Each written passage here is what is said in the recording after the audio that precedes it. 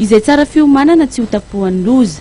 Efa vonina tanteraka hiatrika ny taom-pahavaratra 12 sy 20 ny sampana nasionaly misahana ny fitantanana ny loza na ny Bngrc. Maro ireo paikady vaovao napetraky ny Bngrc amin'ny taona 12 sy 20 iny. Raha ny tombana avy amin'ny sampana mpamantatra ny toetrandro dia ho betsaka ny rotsakorana amin'ity taom-pahavaratra ity, ary ahina ihany koa ny sy ny tondra-drano sy ireo loza hafa, saingy ny fampiomanana sy fahafantarana ny loza mialoha dia ahafahana miatrika ampitoniana izany, raha nambarany tompon'andraikitra eo anivon'ny Bngrc. Miatrika taona somary mandomando ihany isika amin'ity taona ity, be ny rotsakorana ary mety ahina raha ho hisy ny tondra-drano raha ohatra ka hoe tena mitombona ireo prévision nataony zareo amin'ny mpamatatra ny toetrandro zay. Inona ny zavatra mety hoentin'izay voalohany mety hisy araka filazan'zareo rivodoza mety vitsivitsy mety hiantraika aty amin'ny nositsika.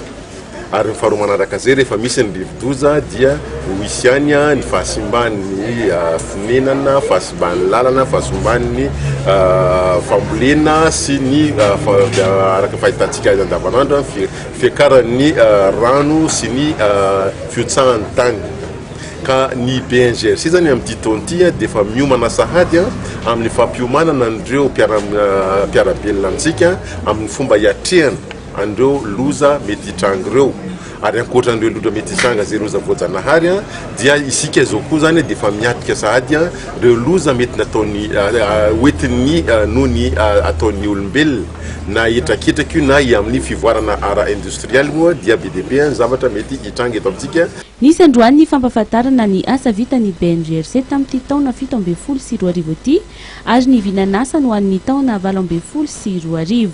Ho amin'ny taona 12 sy 20 dia hisy ny fametrahana biron ny Bngrc eny Ambohijanana izay andalina mpanatanterahana amin'izao fotoana izao.